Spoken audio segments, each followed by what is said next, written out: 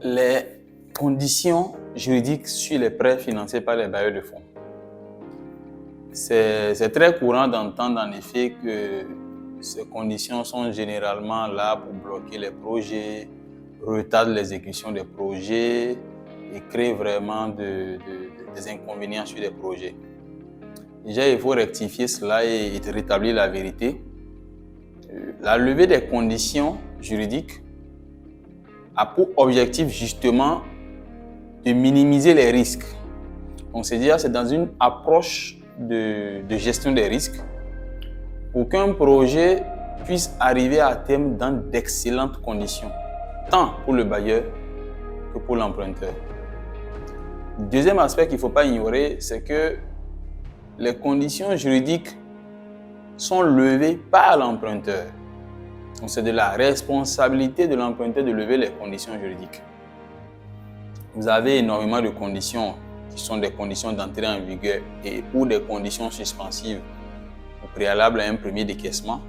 Vous avez la ratification, par exemple, d'un accord de financement au titre des conditions d'entrée en vigueur que vous avez au niveau des pays.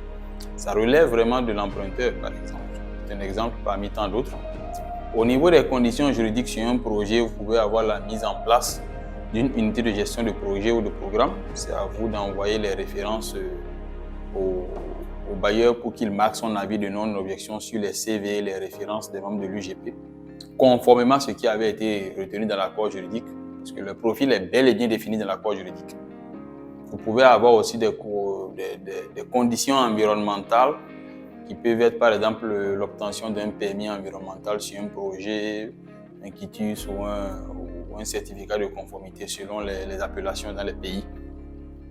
Il y a aussi par exemple une des conditions d'ailleurs les plus redoutées qui est liée aux questions de dédommagement des personnes affectées par les projets, les PAP, et qui est la bête noire aujourd'hui de beaucoup d'emprunteurs. Et là encore, c'est de sa responsabilité en tant qu'emprunteur de lever ces conditions de dédommagement-là pour que les travaux puissent par exemple démarrer de façon effective. Et la contrainte qu'on rencontre généralement, c'est que vous avez parfois des terrains litigieux. Et même avec toute la bonne volonté de l'emprunteur de dédommager, il n'est pas en mesure de dédommager.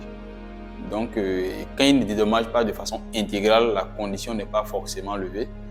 Donc, il se retrouve parfois à attendre des décisions de justice qui doivent être d'abord rendues avant qu'on ne puisse dédommager. Cela peut rallonger quand même le délai, mais il y a des mécanismes parfois, quand c'est bel et bien établi, bel et bien justifié, où on permet par exemple à l'emprunteur de lever de façon partielle la condition d'avoir une dérogation et d'avoir quand même une partie du décaissement pour commencer par avancer, que ce soit en caisse d'avance, et quand même de constituer un compte séquestre où on va loger les ressources de ces dédommagements-là, parce que quel que soit finalement celui qui va bénéficier de la décision de justice, le montant est déjà retenu.